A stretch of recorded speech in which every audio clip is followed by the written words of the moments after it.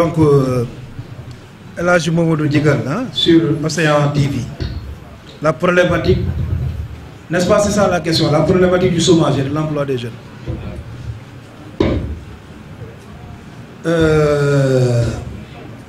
Nous, on a dit que dans notre vision que nous avons développée tout à l'heure, je pense que peut-être après on partagera le livre, ce qui est en format PDF, et vous pouvez regarder ce que nous proposons là-dessus. Mais on a développé sur le secteur informel. Il y a plus de 4 millions de jeunes qui sont dans le secteur informel. Donc il faut que notre politique économique, en termes d'investissement et d'appui institutionnel, soit modélisée en fonction de cette problématique-là. Donc si on crée la Banque nationale des jeunes, si on crée en fait le fonds d'appui au secteur informel, si on l'adhère, la délégation de l'entrepreneuriat rapide, on supprime parce que l'entrepreneuriat n'est pas rapide, ne peut pas être rapide.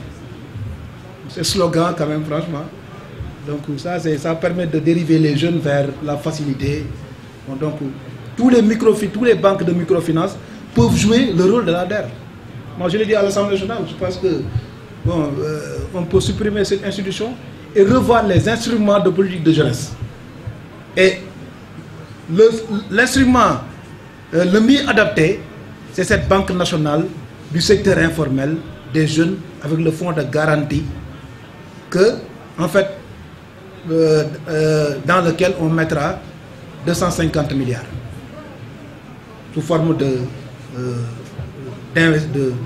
fonds, de subventions. Parce qu'il faut mettre de l'argent en termes de subventions au niveau des jeunes. Pour que ces jeunes puissent aller vers l'auto-emploi. C'est-à-dire que tu as 500 000, tu as un projet, que tu puisses faire un projet et qu'on ne concentre pas uniquement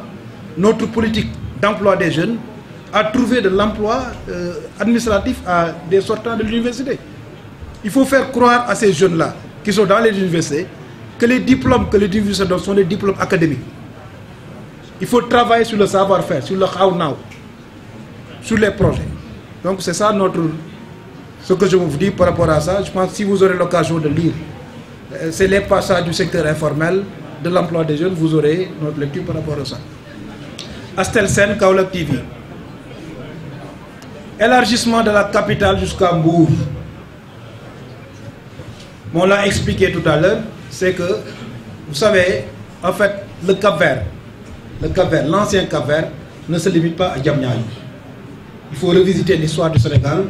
pour voir que les côtes, que ça soit, et de manière sociologique et de manière culturelle également. Pourquoi les Lébous qui sont à Dakar sont les mêmes Lébous qui sont à Bargny et qui sont jusqu'à Ndayane et qui sont voilà, donc sur les côtes du Sénégal. Donc ça c'est en fait cette communauté qui était dans le Cap-Vert et qu'il faut faire revenir. L'autre élément qui me semble être important pour qu'on aille à Mbour, je vous ai dit, c'est les investissements de l'État. Le port de Dakar va aller à Ndayane, Popenguine. Donc, Dubaï Port, là, donc, nous on a proposé que le port de Dakar soit un port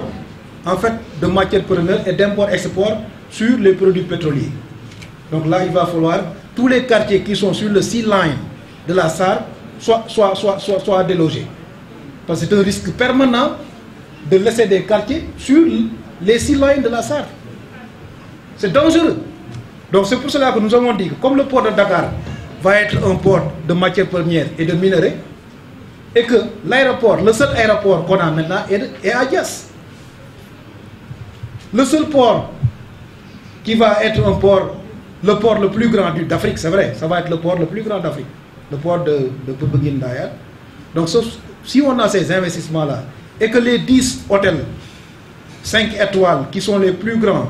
du Sénégal, les 4 se trouvent à Saly, dans la station Balnéaire. Si on compose la politique infrastructurelle de la capitale jusqu'à la petite côte, vous verrez que l'argumentaire peut être discuté. Et je vous ai dit, ça peut être quand même ça peut être mis sur la table pour un débat de programme. Parce que nous, ce que nous suscitons, c'est ne pas avoir raison, hein, je l'ai dit tout à l'heure. On veut simplement qu'on débatte sur c'est bon ou c'est pas bon, ou bon, qu'est-ce qu'on propose. les hommes politiques et les promesses, c'est quelque chose de difficile. D'ailleurs, c'est ça là, bon, je dirais, si Mamadou peut m'aider sur les politiciens et les promesses. Vous savez, on peut rater 10 pénaltys et se pomper la torse pour dire que je suis un bon tireur de pénalty. Mais quelqu'un qui n'a jamais tiré de pénalty peut marquer un pénalty également. C'est ça la réponse de notre génération également. Il y a des gens qui sont là depuis 20 ans et qui n'ont jamais marqué de pénalty et puis qui continuent à dire que nous avons le bon profit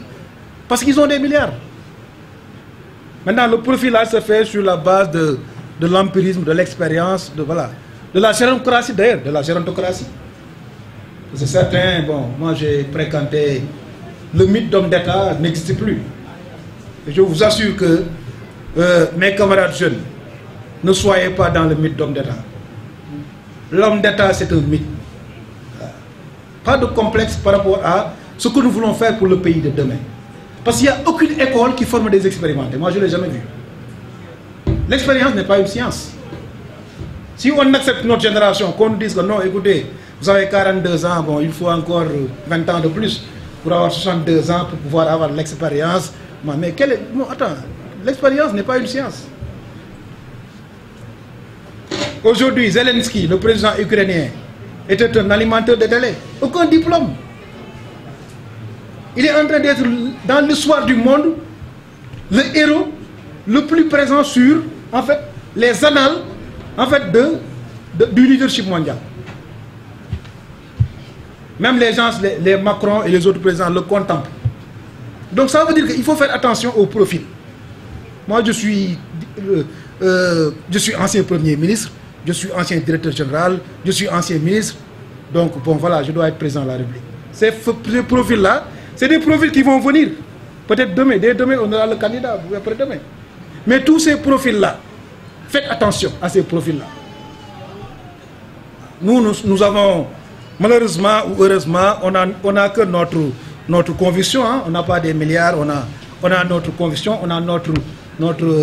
volonté d'aller de l'avant, on a notre sentiment national, hein? On a notre patriotisme, on a notre abnégation à aider la jeunesse sénégalaise. Bon, voilà, mais malheureusement, on n'a pas 65 ans.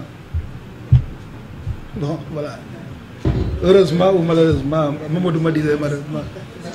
Donc, en tout cas, voilà la merci. Candidat déclaré à l'élection présidentielle 2024. waaw tey dama dajale woon sunu parti ak samay am di jàmm ak ñi nga xam ni bëgg nañoo ànd ci politique invité ñi maanaam ñi ma bokkal politique ci opposition bi pour expliquer leen ni ma xalaat ne bu ma sénégalais yi wóoloo 2024 noonu laa ko bëgg yore ban programme laa bëgg a proposer Sénégal parce que ñëpp xam ngeen ni Sénégal fi ñu toll semaine prochaine dañuy dem parrainage te dama jàpp ne man bala maa dem parrainage foog ma am lu ma teg ci loxo sénégalais yi maanaam parce que mënuñu maa parrainel parce que damaa njool mënuñu maa parrainel parce que damaa gàtt mënuñu maa njool parrainel dañ may parrainel parce que dañu njortu ne li ma teg seen loxo mooy livre bi ma tuddee mes 22 priorités et mes 12 engagements et mes 133 accords populaires buñ ko càmbaree secteur bu nekk li ma ci xalaat ne dinaa ko def wax naa ko mu nekk engagement wax naa ne suñu yàlla jàppalee ba sénégalais yi wóoluñu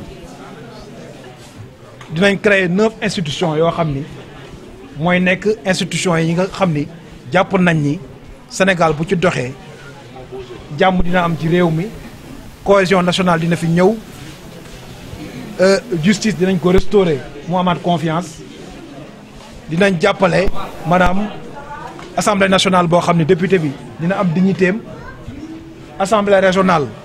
boo xam ni maire yi nekk ci région yi ñooy nekk assemblée régionale bi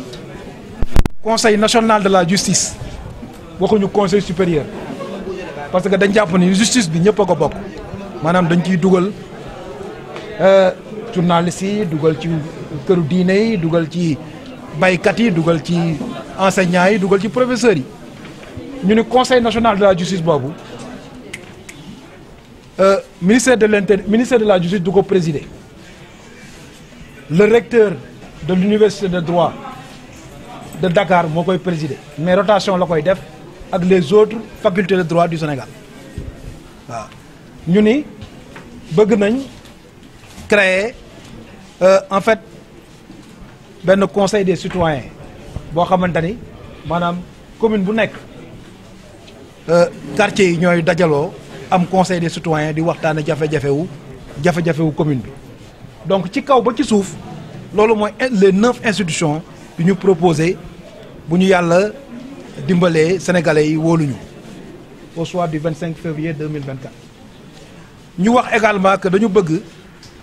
que agriculture nekk moteur croissance économique bu ma nee croissance nag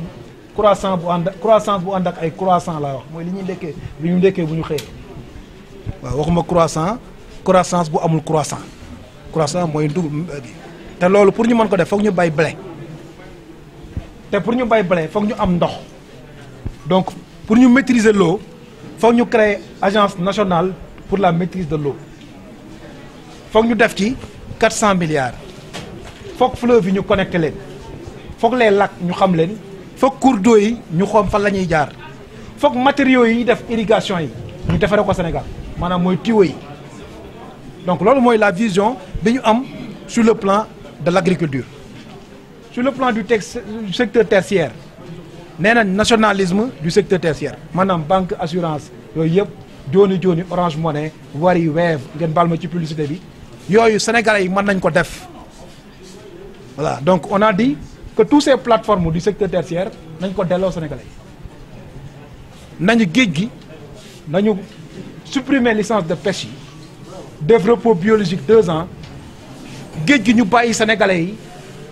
en semi industriel di ko ndap mais di am jën ku nekk bëgg am mërëg am coof am kii mais ceebu jën coof fu neex Paris lañ koy léegi waaw loolu mooy dëgg aussi géej gi mënu leen am yaax mënu leen am jën bu baax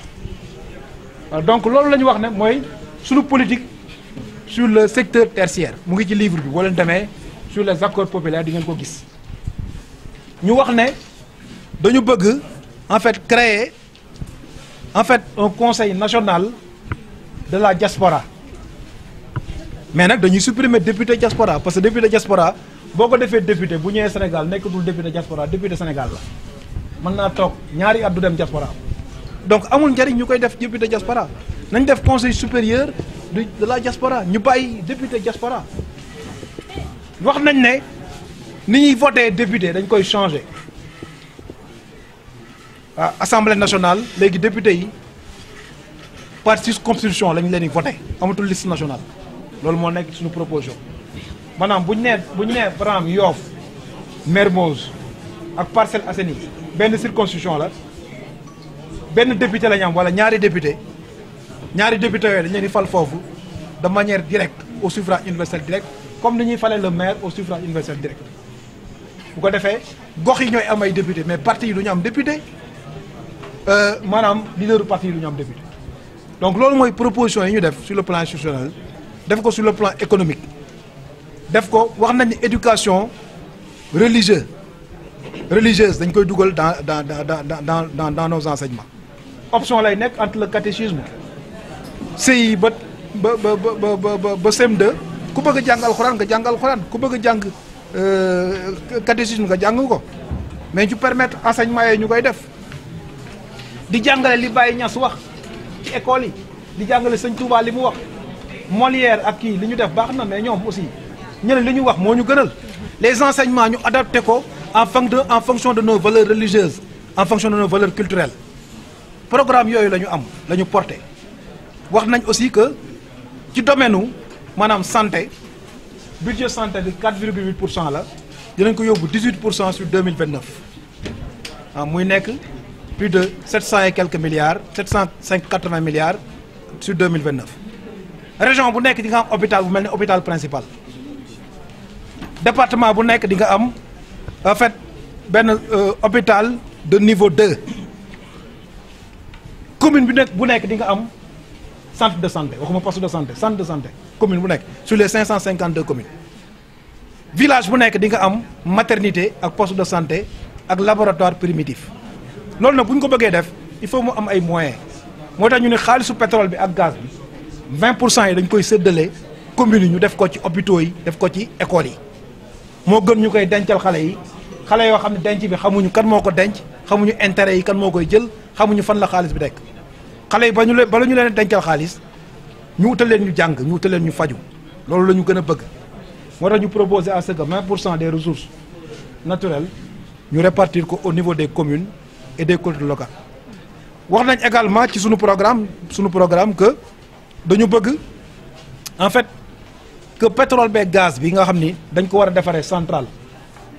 war a changer waat SAR war cee def 500 milliards pour changer appareil yi pour mu mën a nekk pour mu mën a utiliser gaz wax nañu ñun courant bi Sénégal di dundee centrale solaire ak centrale hydraulique war nañ koo mën a matal il suffit simplement que région bu nekk ñu def fa benn centrale solaire comme am nañ naaj de 120 000 mégawatts pour 60 000 mégawatts 60 mégawatts mooy centrale bi nekk Malicounda moo polarisé presque 33% de l'offre d'électricité au niveau de la zone de chalandise de Malicounda. Sénélec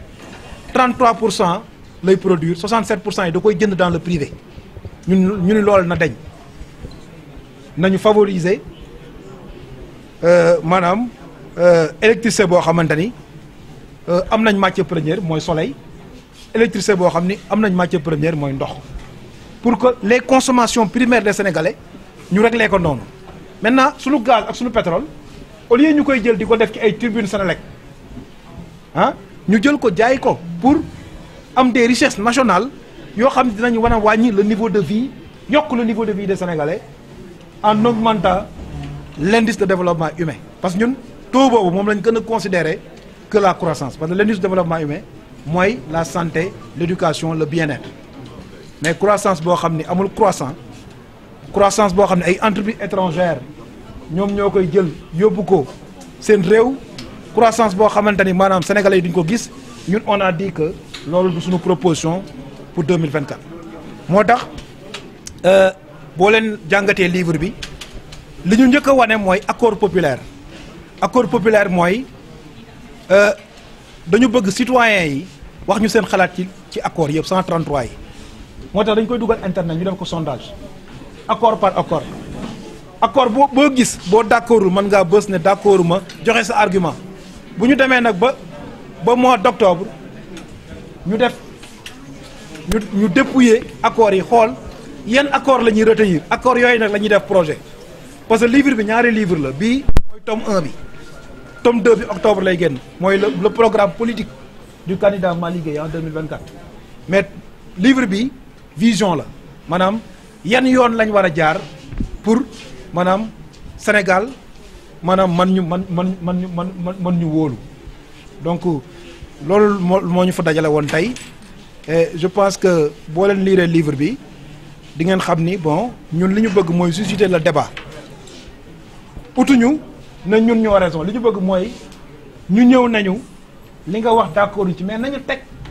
loo xam ne aussi ñun mën nañ ko débattre parce que foofu lañ toll aussi